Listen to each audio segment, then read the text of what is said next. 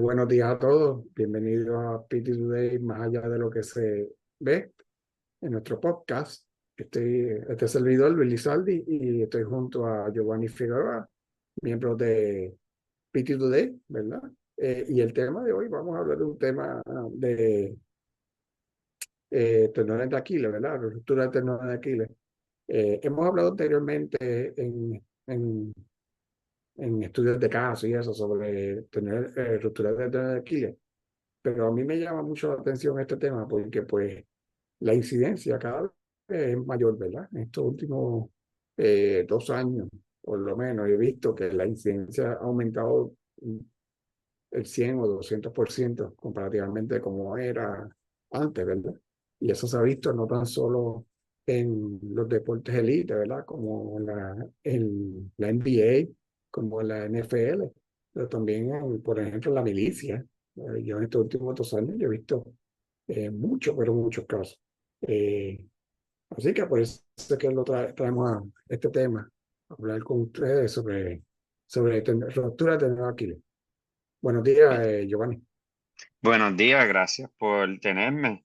Este, y para hablar más de esto, hasta Usain Bolt tuvo recientemente, eh, el hombre más rápido del mundo, tuvo una Achilles tendon rupture.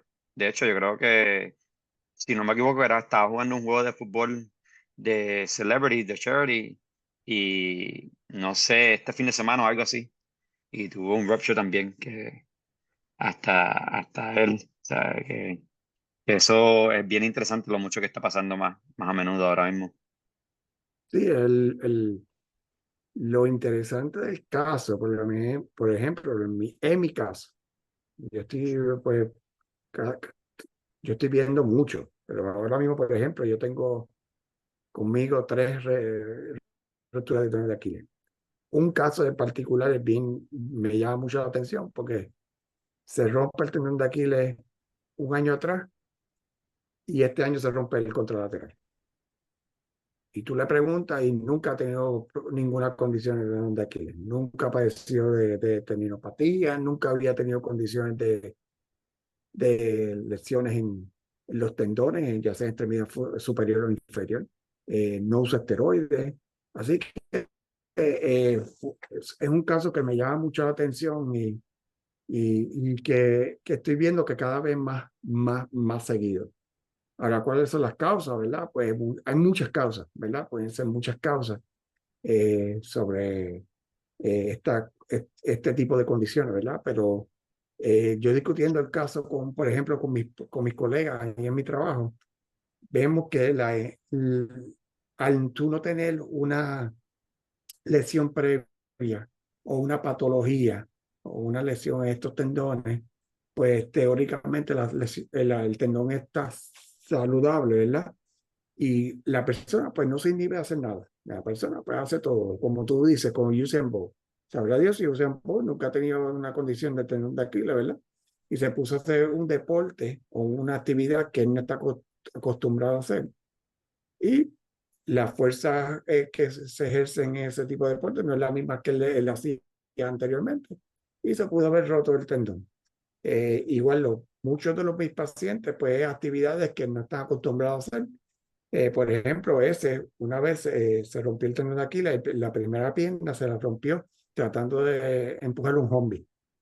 Un zombie es un troll de la milicia que es bien grande y eran como 12 personas que estaban tratando de empujarlo y él con la fuerza pues rompió el tendón de Aquiles. En la otra, pues él estaba jugando y cuando trató de acelerar, creo que jugando soccer en su Sport PT con su grupo de trabajo, ahí se rompió el tendón de Aquiles el otro contra la tela. Eh, Así que muchas veces, pues, se entiende que estos tipos de lesiones pueden ser por una fuerza extrema que no está acostumbrado a ese tendón. No matter what, está saludable. ¿Y por qué no ocurre mayormente en tendones que son enfermos, ¿verdad? O patológicos, o que tienen una patología? Pues se entiende que obviamente cuando tú tienes una lesión que tú haces, protege el tendón. O sea, tú Ujú. no, tú no estás haciendo la fuerza máxima porque te duele.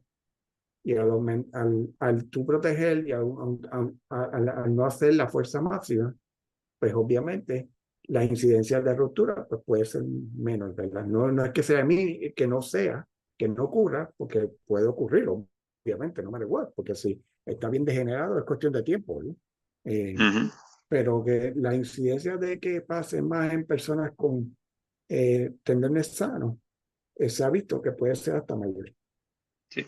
Si no me equivoco, hay unos estudios, y tú me corrías, pero hay algunos estudios que demuestran que los factores de riesgo son como que mayor de 30 años, persona que quizá es más como un weekend warrior, Ujú, que tiene una vida bastante sedentaria, pero hace cosas recreacionales que son pick-up games o como tú dices, ¿sabes? Jugando cosas que no han jugado antes, haciendo actividades que no han hecho antes y ya pues el cuerpo quizá no está en el peak, a pasar de los 30 y pues ahí pues eso puede ser más posible que pase algo así. sí, sí, sí. Ujú. Por ejemplo, yo llevo ya alrededor de como entre estos 2 años, yo creo que yo he tenido como 10 a 12 casos. En esos 12 casos, 10 o 12 casos, solamente uno en menos de 25 años. La mayoría son más de 30, 28, 30 años.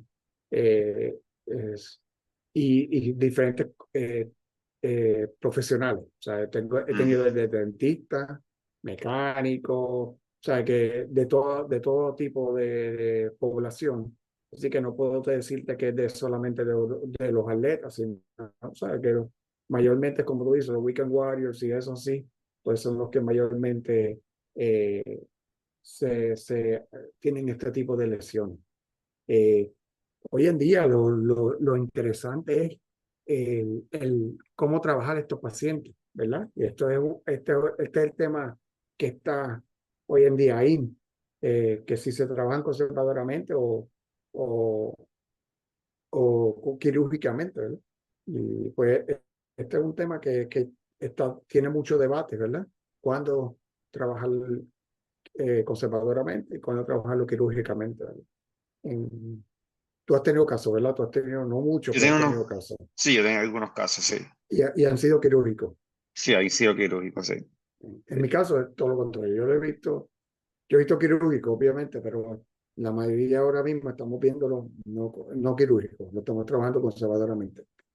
Y, la, y los resultados han sido muy buenos, muy buenos. Todavía no hemos tenido solamente un paciente de todos los que hemos visto en nuestra clínica se ha roto nuevamente eh, el tendón y era un paciente que tenía ya una tendinopatía primaria primero, ¿verdad? Trataron de trabajarlo conservadoramente y pues no funcionó.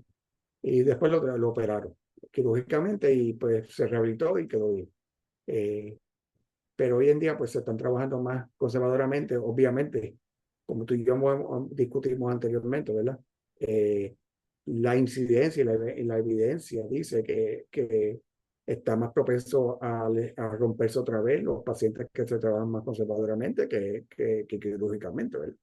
Por eso Mm. que no todo el mundo eh, eh, es, eh, puede ser candidato para un tratamiento conservador, ¿verdad? Es interesante que lo están haciendo con Active Duty Military, ¿verdad? O sea, que están Ujú. decidiendo hacerlo conservador.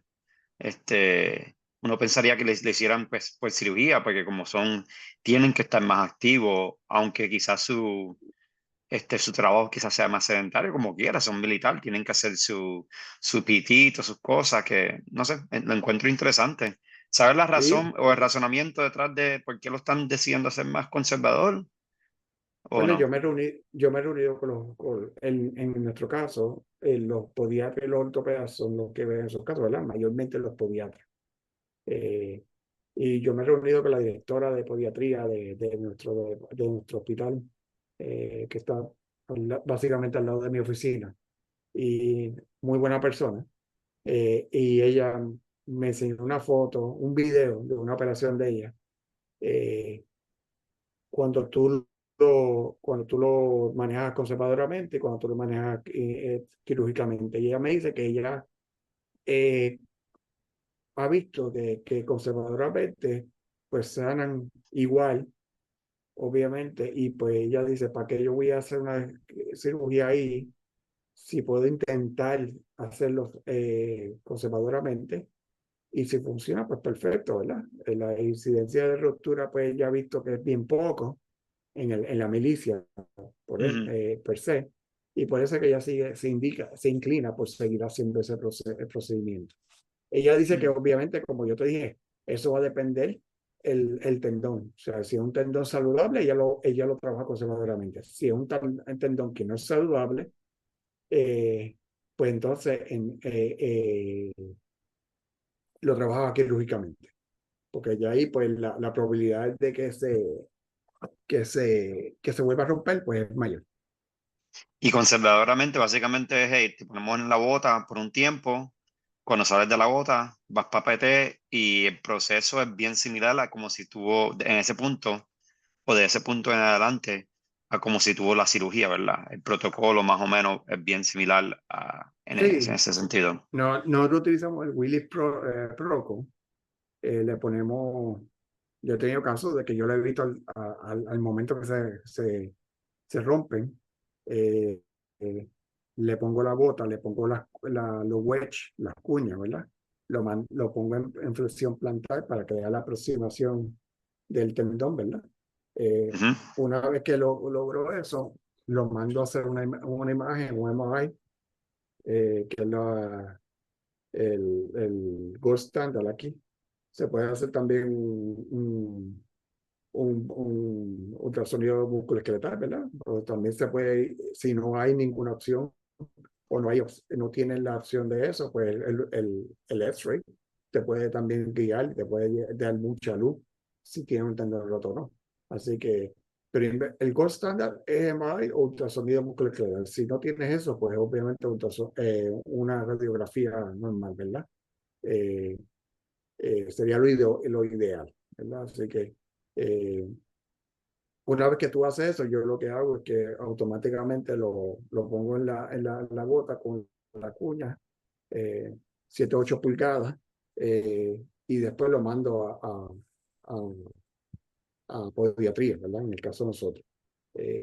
Pero una vez que la doctora lo que ve que lo tratamos como se supone, ¿verdad? Eh, comenzamos a trabajar de terapia física pues para trabajar otros músculos en lo que, ¿verdad? Y pues hacemos también músculos intrínsecos del pie, trabajamos músculos intrínsecos del pie, los toe yoga, o sea, ujú, activación, para mantener la activación de los músculos que no están envueltos, ¿verdad? En la lesión. Obviamente nunca pasando de flexión plantar, dorsiflexión neutral, o sea, que se mantenga el pie desde neutral para abajo. En este ujú, caso, pues se mantiene todo el tiempo. Yo lo que hago es que, por ejemplo, yo empecé el otro día uno nuevo y pues le empecé a hacer los ejercicios intrínsecos y pues le quité la bota y le puse una toalla debajo del talón para crear lo mismo, como si tuviera la sí. bota, pero no sin la bota. Y lo que hacía es que después le digo, ok, le puse la toallita y dije, ok, tú vas a ponerte esto para mantener la inflexión plantar, pero vamos a trabajar los intrínsecos del pie con traerte la toalla, vamos a hacer el toe yoga. Y eso, pues, el paciente pues, se siente mejor en el sentido que no tiene que usar todo el tiempo la bota, ¿verdad? Porque Ujú. va a estar por 6 u 8 semanas con la bota, dependiendo, ¿verdad? Cómo esté sanando ese tendón. Así que las primeras 4 semanas se mantiene en flexión plantar completa y después se empieza a quitar, después de 4 o 6 semanas se empiezan a quitar las uñas poquito a poco, semanalmente se quita una para ir bajando hasta llegar a neutral. Después neutral se queda con la bota un tiempo, 1 o 2 semanas, para después entonces quitarse la bota y después empezar a usar zapatos regular. Eh, Así que es un proceso largo, pero el protocolo pues, que usamos pues, es bastante efectivo. O sea, el Willits Protocol es el que se usa para tener de Aquilo, ¿verdad? Eh, y yo creo que es uno muy efectivo en estos casos.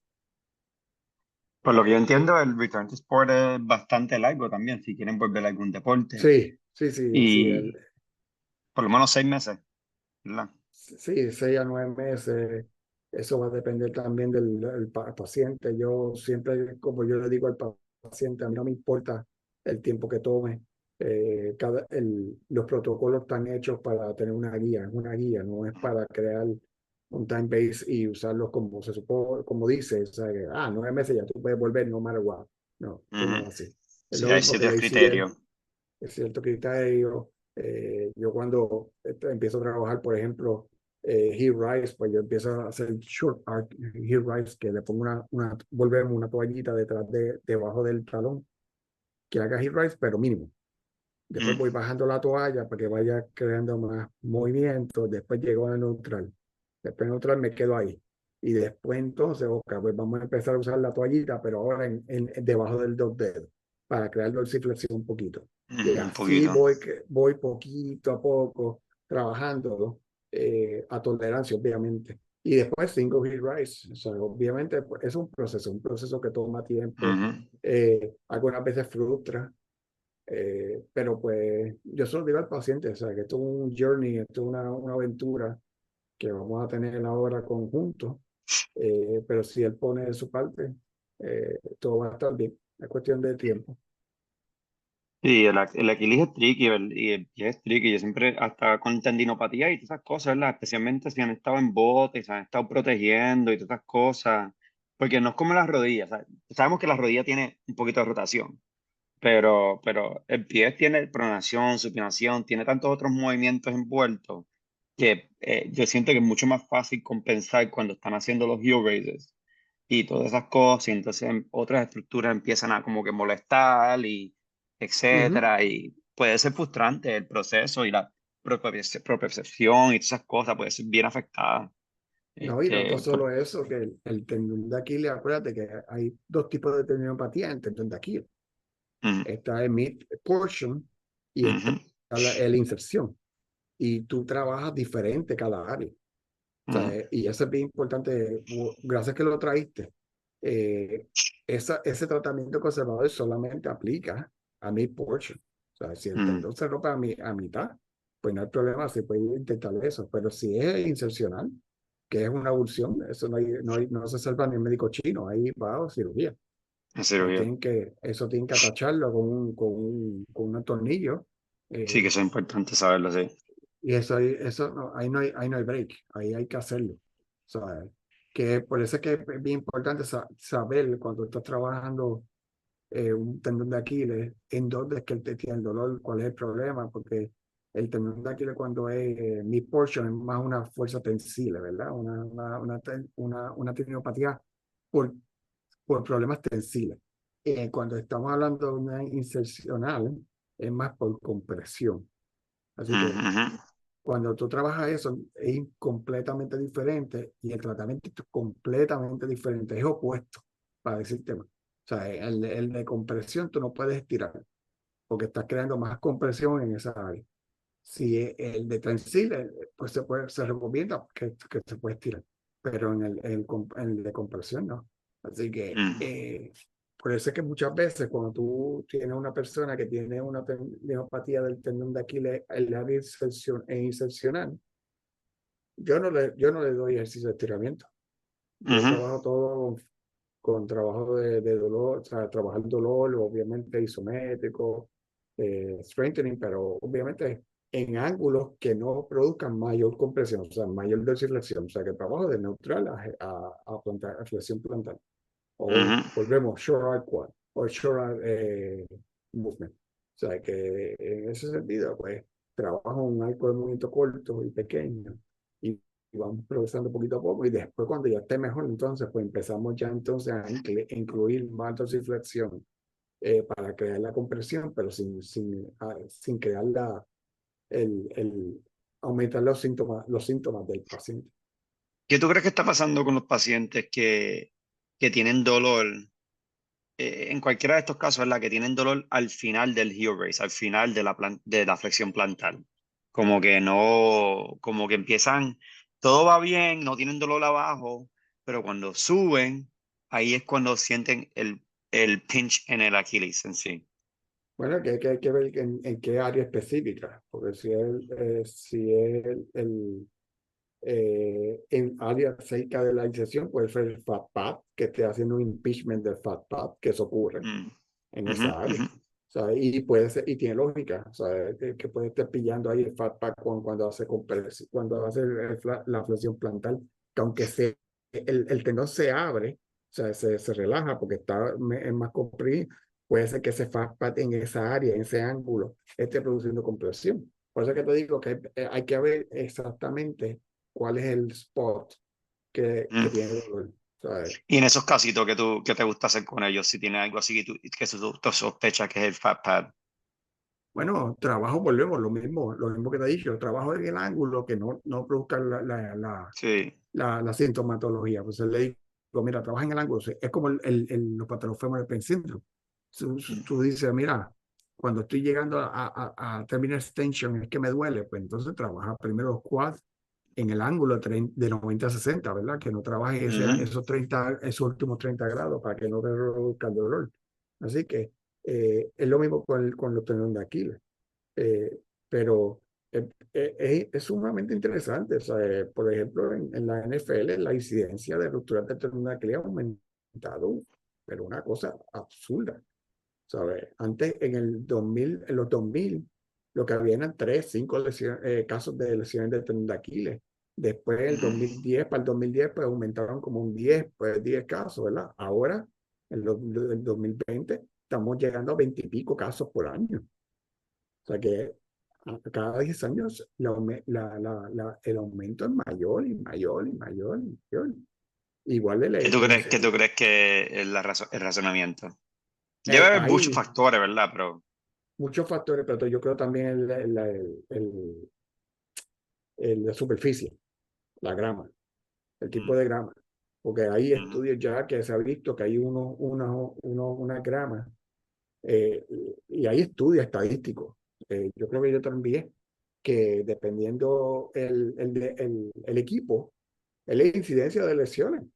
Por ejemplo, hay en los Giants, la incidencia de ACL y también de Aquiles es bien mayor que muchos otros equipos. O sea, que yo estoy seguro que puede ser la superficie. O sea, y ellos van a tener que entonces regular eventualmente el tipo tipo de de superficie. superficie que esté utilizando. Mm, Aunque por más linda que se vea, pues yo creo que puede ser un factor de índice de lesión. Eh, Porque no tiene lógica tantos chavos que están gastando en prevention y todas esas cosas y la incidencia está aumentando cada año. O sea, ¿qué está pasando aquí?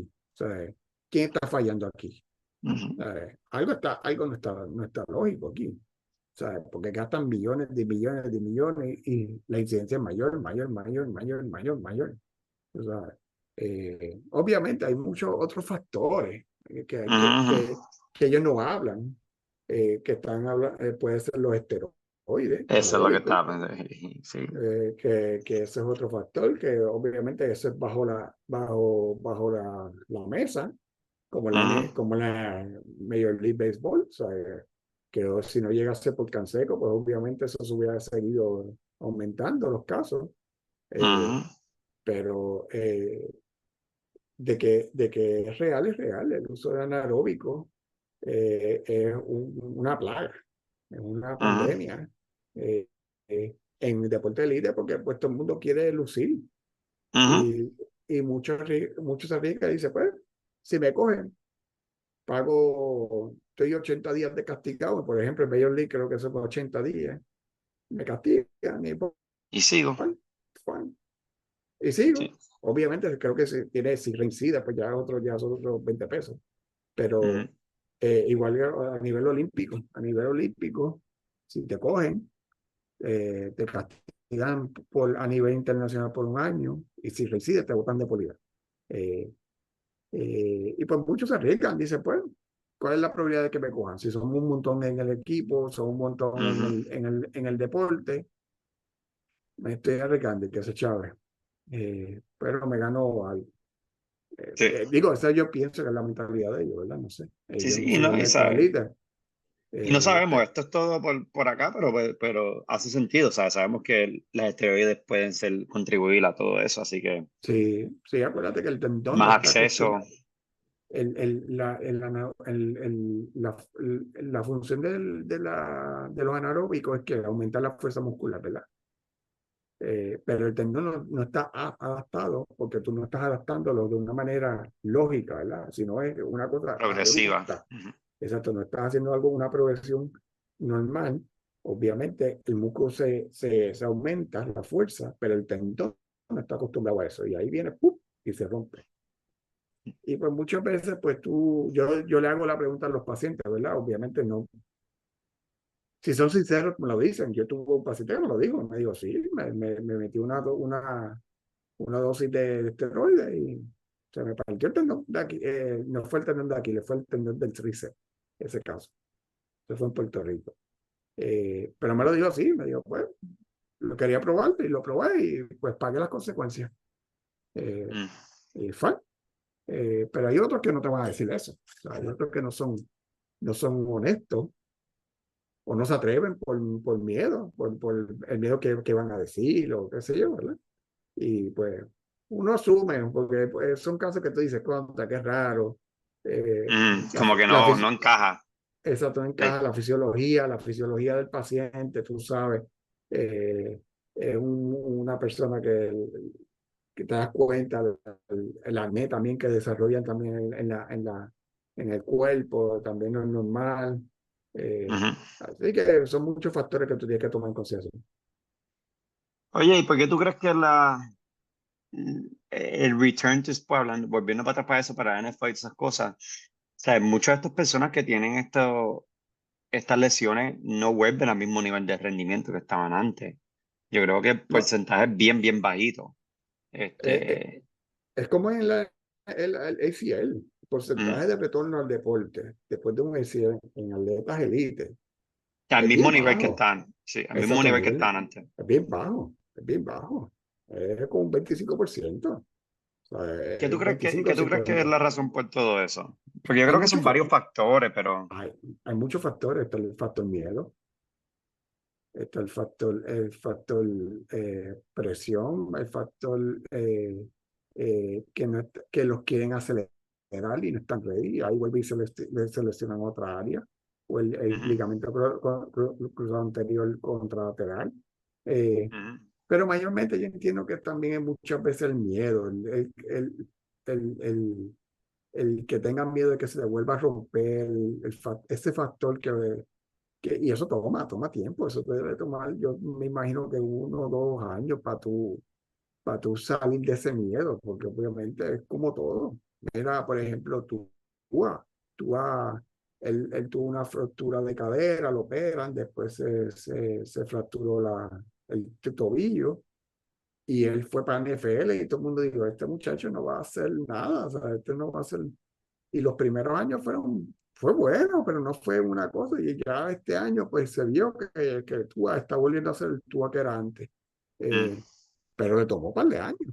O sea, eso no era, no fue de un día para otro. Es igual que cuando decían que Aaron Rodgers volvía, el tendón de Aquiles, de la ruptura del tendón de Aquiles, yo decía, ese no nunca va a volver, eso es más un de estos promocional para mantener a los gente de los Jets pues vivos, Ujú, pero no tenía lógica ni razón el traerlo a ese señor, porque es un señor, pues, un señor de 40 y pico años, ujú, jugar a ese nivel con una ruptura del tendón de Aquiles en menos de 4 o 5 veces y ponerlo a mm, jugar como si no hubiera pasado nada. Eso ujú. era imposible.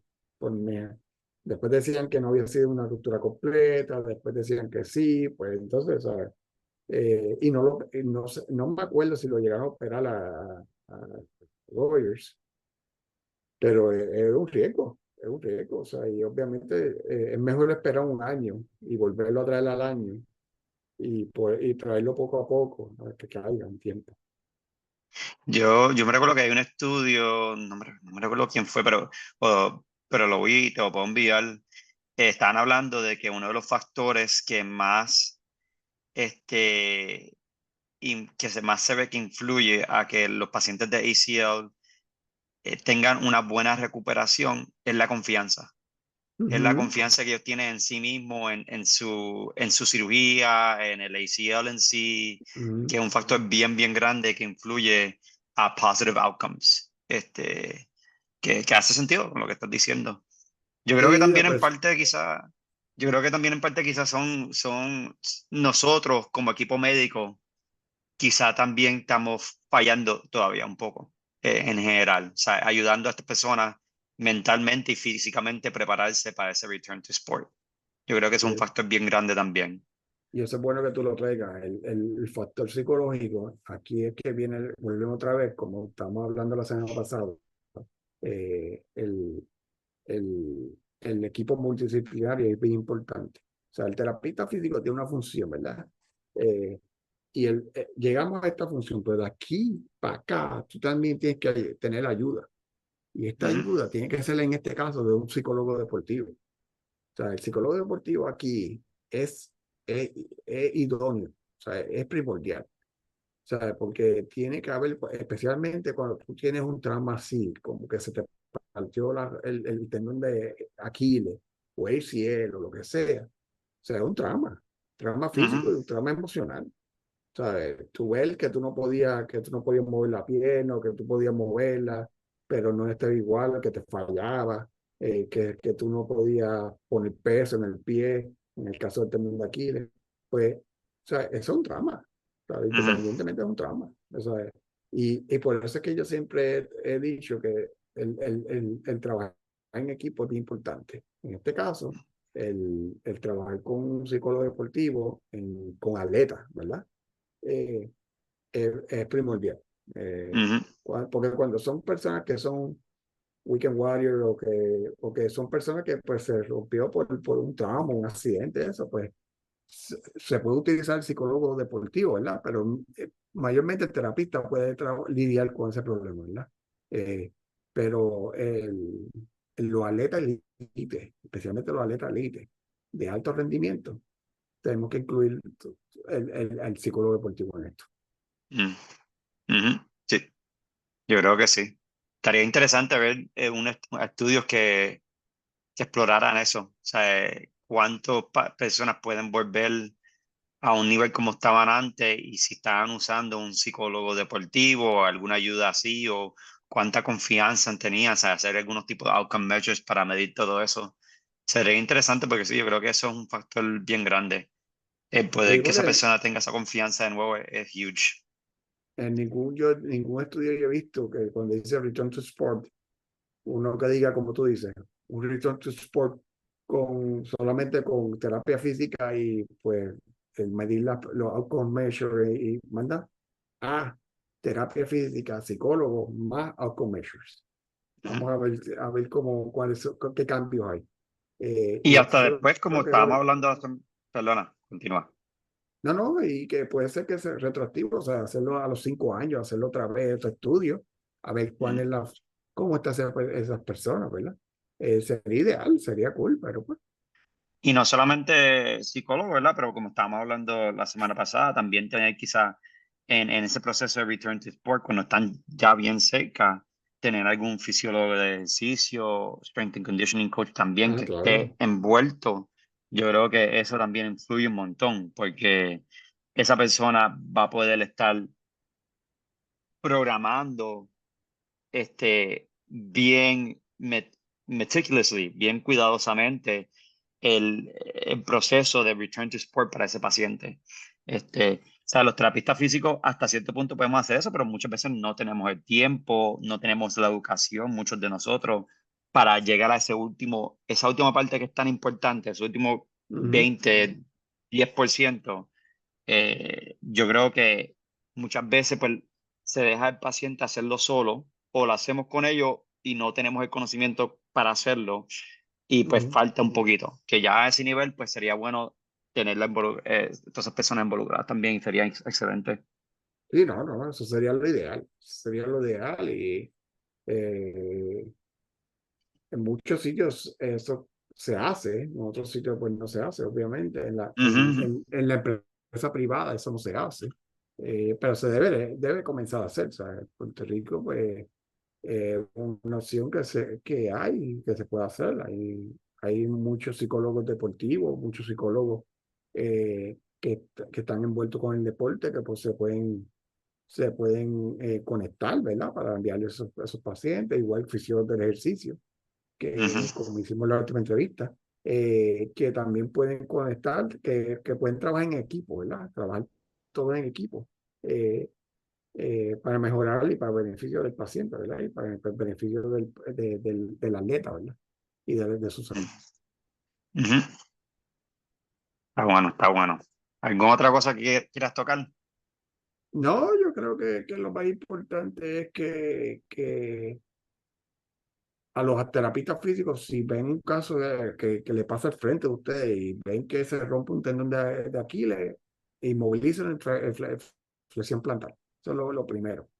Porque si independientemente lo vaya a operar o no vaya a operar, mientras neutral o situación, más se retrae el tendón y obviamente es peor. O sea, cuando a la hora de operar, si mientras más cerca está el tendón, pues obviamente mejor es la prognosis y más fácil va a ser la operación para ese paciente. Bien lógica, ¿verdad? Eh, así que es cuestión de trabajarlo, educarlo, obviamente. Explicarle el proceso, un proceso lento y tedioso, pero de que se puede, ¿verdad? Eso es lo más importante aquí, la educación al paciente, ayudarlo a bregar con esa situación en la etapa aguda, ¿verdad? Y subaguda, de ayudarlo a calmar, ¿verdad? Esos miedos que existen, que son normales. Y el terapista físico puede empezarlo desde tempranas etapas. Eh, Obviamente no es para que esté todo el tiempo en la oficina. Al principio puede estar en la casa y haciendo los ejercicios home program exercise, ¿verdad? Eh, que hagan los ejercicios en su casa y después, pues entonces eventualmente puede empezar a ir a la oficina. Pero nada, yo creo que eso es lo más importante, que hay tratamiento quirúrgico como no quirúrgico y va a depender del área. Ujú, ujú. Sí, está. Yo creo que para añadirle a eso, como acabamos de hablar, crear confianza en el paciente, poquito a poco, mientras Exacto. van haciendo más y más, yo creo que es bien importante también que tengan Sí, confianza en su cuerpo de nuevo. exacto. El factor psicológico. El factor psicológico aquí es primordial. eh, y como tú dices, confianza en él y confianza en el equipo que está trabajando con él. Eso es Ujú, bien importante. O sea, que confíen en los profesionales, ya sea terapistas físicos, psicólogos, fisiólogos, médicos, ortopedas, que si fuera el caso de operarlo, que es bien importante. Una vez que tú ujú, creas esa confianza, esa empatía, eso, todo va a correr bien. ujú. Bueno, pues ya estamos entonces. Nos falta los sponsors, lo importante. Oh, viste, ya sabía, cosas que siempre se me olvidan. Gracias, Enucor. Eh, ¿Cuál es el otro, Giovanni?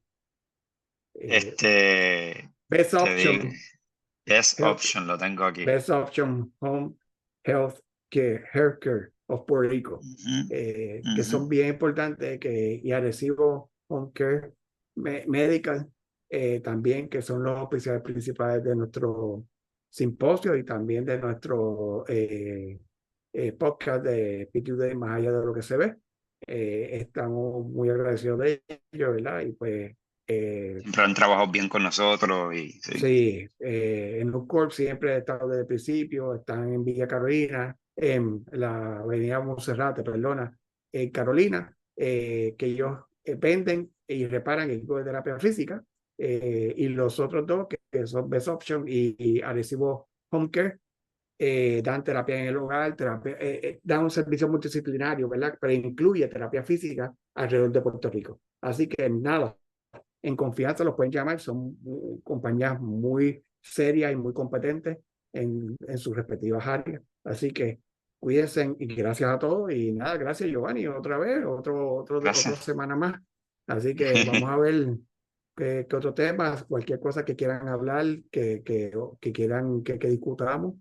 nos dejan saber, nos pueden escribir, ya sea pttoday.todaygroup@gmail.com, que es nuestro email, pt.todaygroup@gmail.com, o por las redes sociales, nos pueden escribir por aquí, por YouTube, nos pueden escribir por Facebook, nos pueden escribir por WhatsApp, nos pueden escribir por Instagram. Así que nada, deseándole buena semana a todos, y cuídense.